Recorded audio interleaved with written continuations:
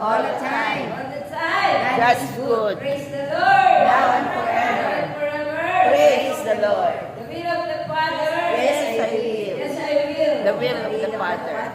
Praise Yahweh. Praise Yahweh. Hallelujah. Ayan. Mapagpalang hapon po sa ating lahat. Palang ako naman kapatid. Magandang hapon. Para ba tayo? Amen. Amen. Kaya tayo narito tayo nagpala ng Diyos. Amen. Amen. Sa ating pong ebanghelyo ngayong hapon na ito ay tungkol sa isang lalaking bulag. No? Pagkasilang pa lang niya, siya ay bulag na. Amen? Kaya siya ay inuusgahan ng mga Pariseo. Kaya siya bulag dahil siya ay makasalanan daw. Oo, nagmagulag. bulag. Tinanong natin ang mga alagad ng ating Panginoon. Sabi, Rabbi, sino po ang nagkasala? Yun po bang taong bulag o ang kanyang mga magulang? Kaya siya ay ipinanganak na bulag. Ang sagot ng ating Panginoon, hindi dahil siya ay nagkasala o ang kanyang mga magulang, kaya siya ay isinilang na bulag. Kasi siyempre alam ng Diyos. Kundi para ipakita ang kapangyarihan ng Ng Diyos. Diyos. Amen? Amen. Kaya naman, Sila sa Diyos. gumawa ng himala ang ating Panginoon.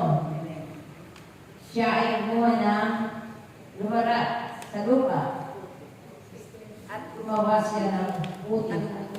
No? At inilagay sa mata ng bulag. Amen. At sabi niya, pumunta ka sa Siloy. Siloy. No? At hugasan mo ang iyong mga mata. At makakakita ka. Amen. At pagbalik na ng lalaki, siya ay nakakakita na. Amen? At dahil doon, amen, sa kapangyarihan ng ating Panginoon, sa kanyang himala, ay nagtiwanag ang mata ng taong bulag. Amen. Yung hindi niya dati nakikita, ay nakita na niya. Amen? Pati ang kanyang espiritu ay naliwanagan. Amen? Sapagkat, sabi na niya, siya ay naniwala at nanali na ang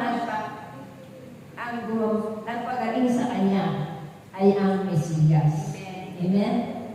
Kaya naman, ang nagulat ng mga Pariseo at kanyang mga kapitbahay. Hindi ba ito yung taong bulag na namamalimos? Nagtalo-talo pa sila. Yung iba sinasabi, siya nga. Yung iba naman, kamukha lang yan. Kaya, tinanong nila, yung taong bulag. Ikaw nga ba yung taong dati bulag na namamalimos? Ako nga po. Sinabi niya naman. Sinabi na nga niya totoo eh. Tapos talaga hindi pa sila maniwala. Kasi nga bulag. Tinawag pa yung kanyang mga magulang. Ito nga ba ang iyong anak na dating bulag? At pinatotohanan ang kanyang mga magulang. Kilala ko namin siya. Siya na nga po yun. At dahil, siya na po ang tanong ninyo. Tungkol po si Zeno.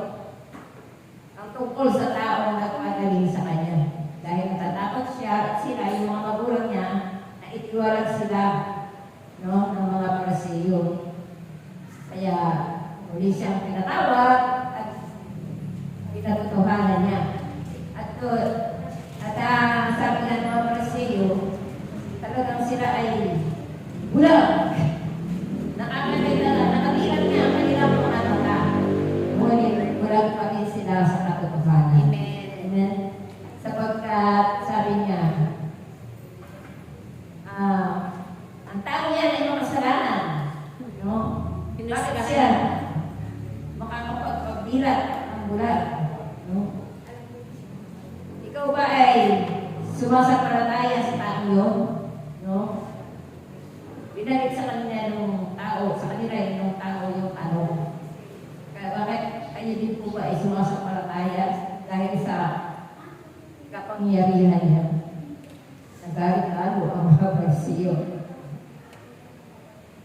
Ikaw, na makasalanan, ikaw ang mahusga sa amin. Sabi niya. At sabi ng taong mula, kung talagang po siya ang makasalanan, bakit siya nakagawa ng hindi mala? No? Hindi po ba ang taong makasalanan ay hindi makakagawa ng anumang himala? Wala siyang kapangyarihan. Amen? At lalo na galit sa kanya. Ikaw ba?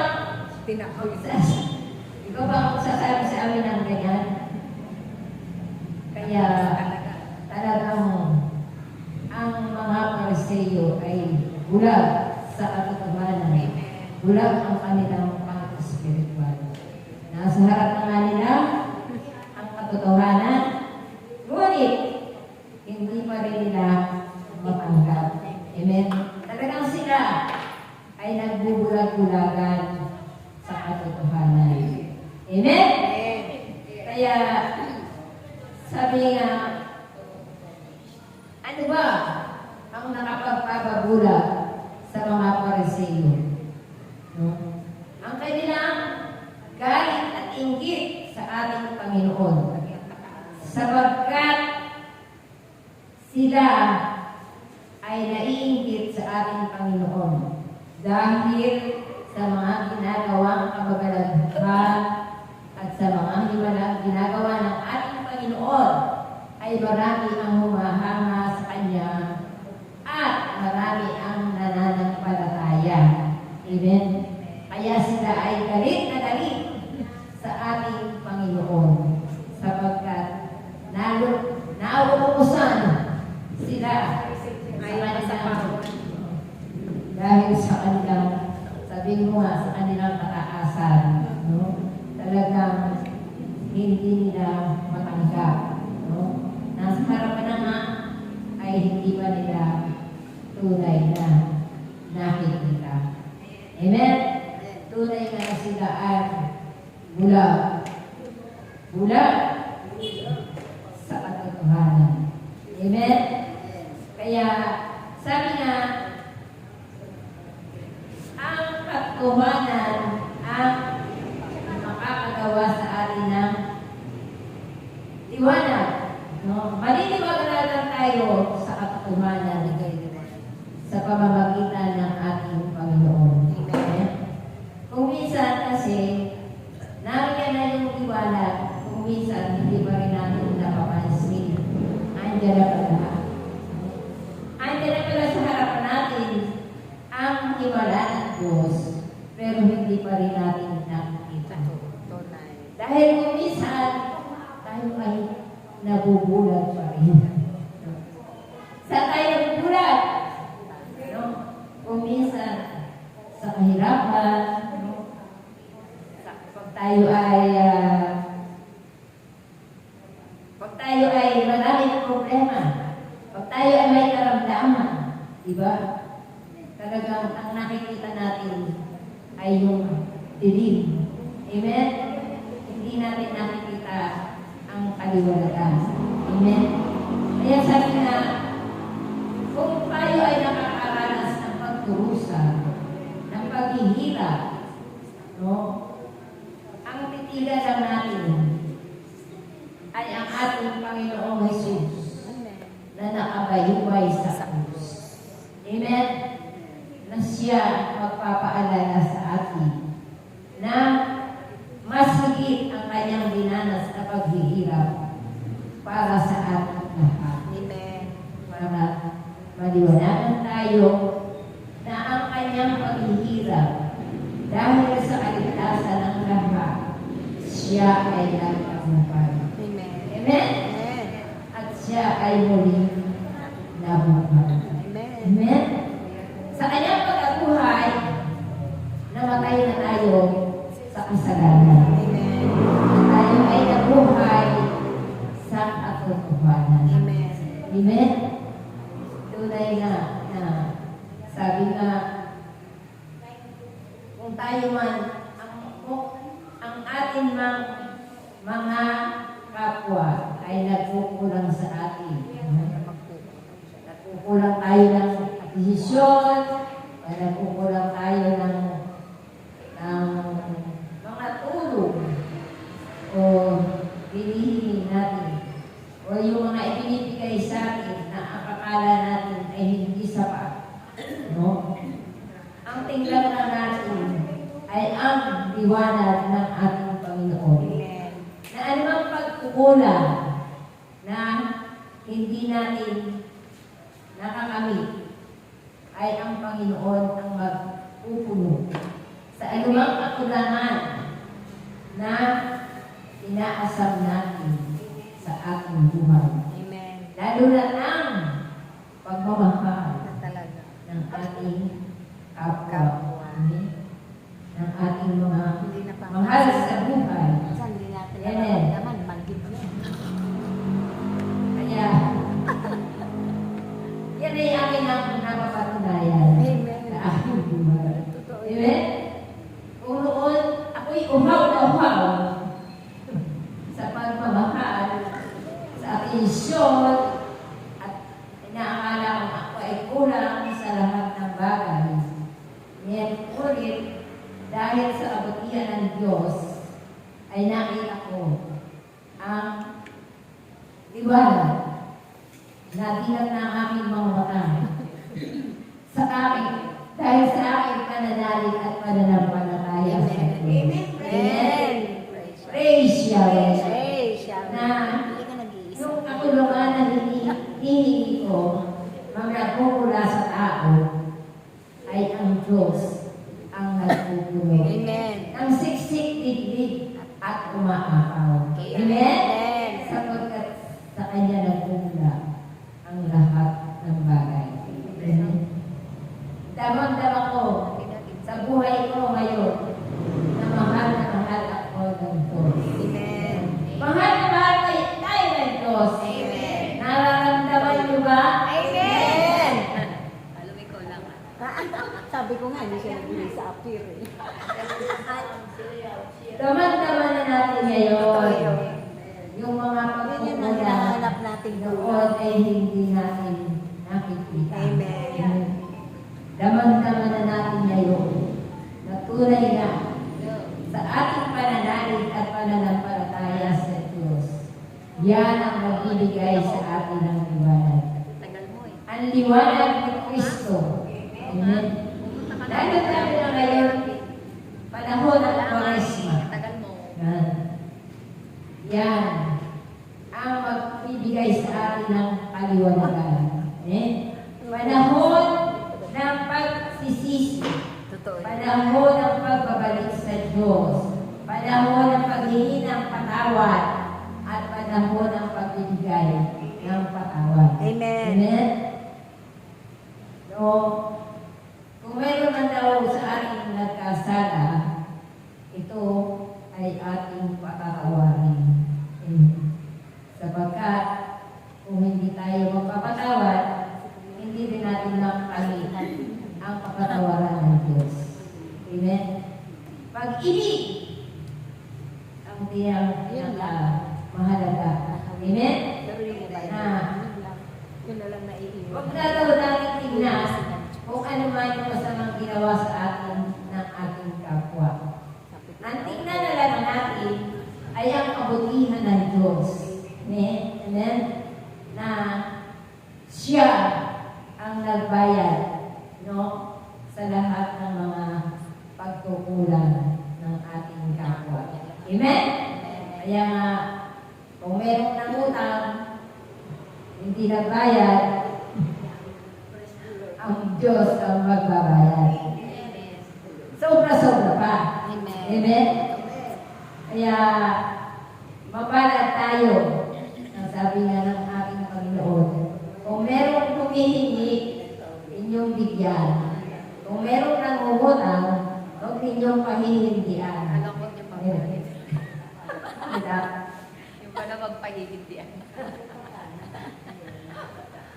Huwag pahihindian. Si Ate Tess hindi pinahihindian. Kaya, pauna nga dyan. Kareli na. Kaya, sabi nga, Dalian mo't ako naman. Bilisan mo. yan Ano na na sila Ate Amen. Marlene. Dalian mo na si Ate Marlene. Doon ay nga na Mawag na. liwanag ni Kristo at tinatanggap ng mayroong pananampalataya. Amen. Tunay.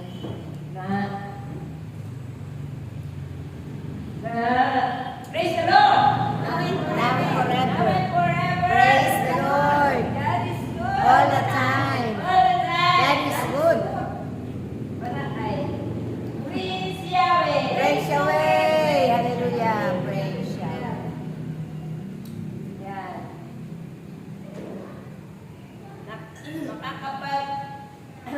Makapangyarihang tanda. Ano? Liwanag sa mata ng may mga pananalig at pananampalataya. Amen? Kaya nga, tanggapin natin na tunay nga na ang liwanag ng Panginoon ay tunay na gumagawa ng himala. Amen? Liwanag sa dilim. No? Kung dati tayo ay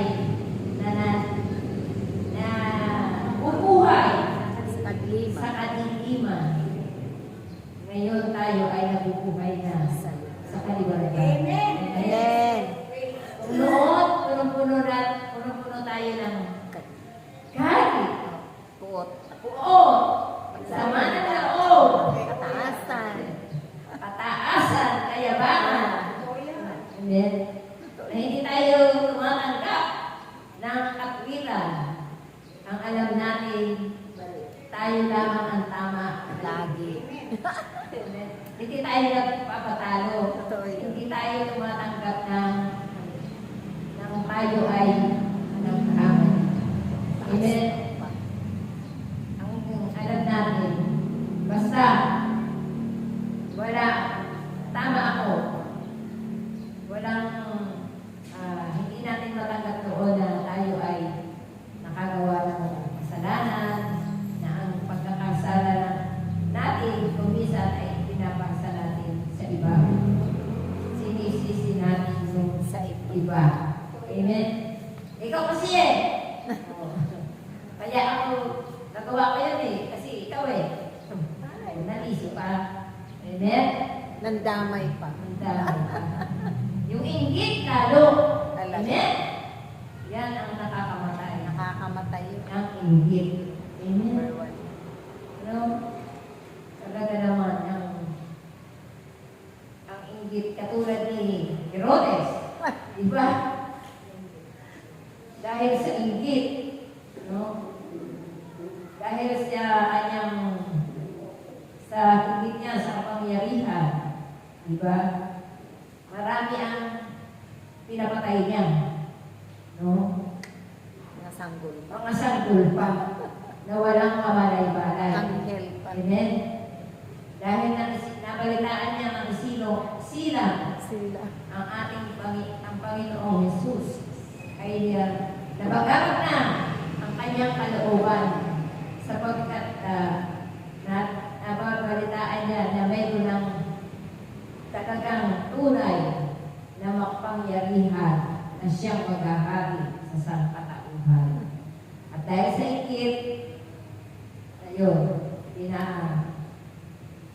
pinahanap niya ang Panginoong Jesus. Pinairan niya naman.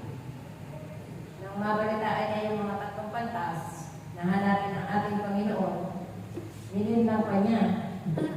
Kapag inyong nakita, ay ituro niyo rin sa akin para ako ay Akala niya siya lang Sasama. matalino, ah.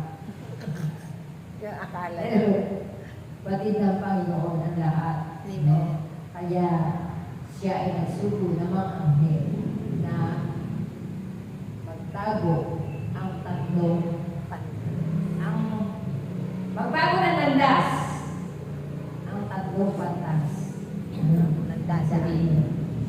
hindi lang pang physical o pang literal na pagbabago, kundi pagbago tayo. Amen. Baguhin natin ang ating sarili. Amen? Pabago sa Diyos. Talagang yung inggit ay maraming epekto, masamang epekto ang bubunga ng inggit. Amen? Amen. Ayan. Lalo pat natin sa ating sarili. Pag meron tayong inggit, nakikita natin na yung iba ay maasenso. No? Hindi lang sa pangkabuhayan, kundi sa karuguman. No? Talagang hindi makatulog.